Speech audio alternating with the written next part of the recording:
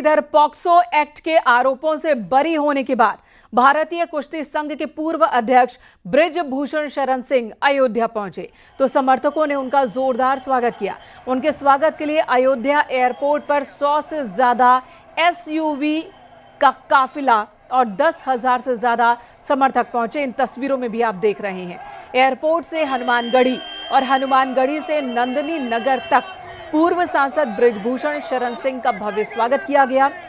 अयोध्या पहुंचकर बृजभूषण शरण सिंह ने न्यायपालिका पर अपनी आस्था एक बार फिर दोहराई। इस मौके पर उन्होंने कहा कि संरक्षण के लिए बनाई गई धाराओं का दुरुपयोग किया जा रहा है, इसमें समीक्षा की जरूरत है। फिर चाहे वो यौन उत्पीड़न का हो, दलित उत्पीड़न का हो या फिर दहेज प्रथा खत्म किए जाने को लेकर कानून व्यवस्था हो, उसका गलत इस्तेमाल हो रहा है और इस पर काम किए जाने की जरूरत है।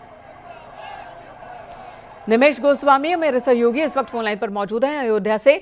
निमेश, आज के कार्यक्रम क्या क्या हैं बृजभूषण के यहाँ पर और इतनी बड़ी संख्या में समर्थकों के यहाँ जुटने का, क्या ये शक्ति प्रदर्शन कहा जाए?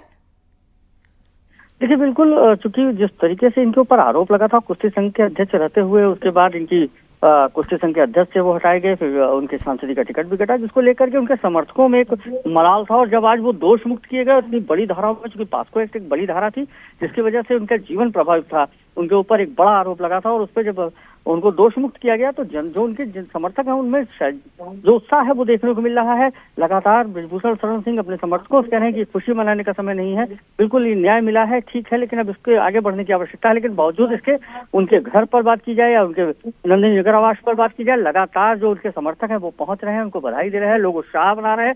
कल भी जब परसों जब इनके पक्ष में फैसला आया तो भी हनुमानगढ़ी के वरिष्ठ संतों ने हनुमान जी को 51 किलो का लड्डू भोग लगाया और उसके बाद वो लड्डू एक दूसरे को खिला करके हनुमानगढ़ी का प्रसाद बांट करके खुशियां मनाई थी।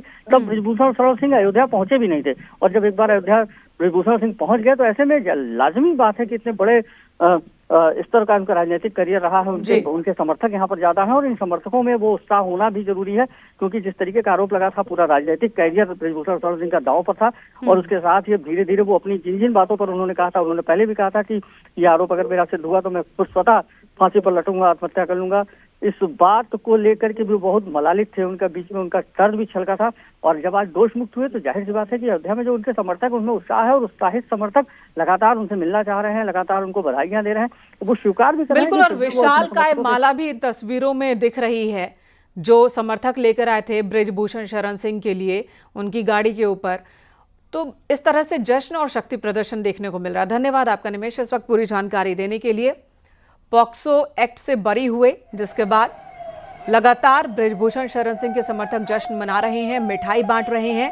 हालांकि बृजभूषण का कहना है कि ये जश्न मनाने का वक्त नहीं है, अदालत पर उन्हें पहले से भरोसा था और उन्हें इंसाफ मिला है। और इस मौके पर कई और बातें भी उन्होंने कही कि किस तरह से जो कानून में प्रावधान है महिलाओं की, लड़कियों की, बालिकाओं की सुरक्षा का, उसे गलत तरीके से इस्तेमाल किया जाता है, इस पर भी काम किए जाने की जरूरत है।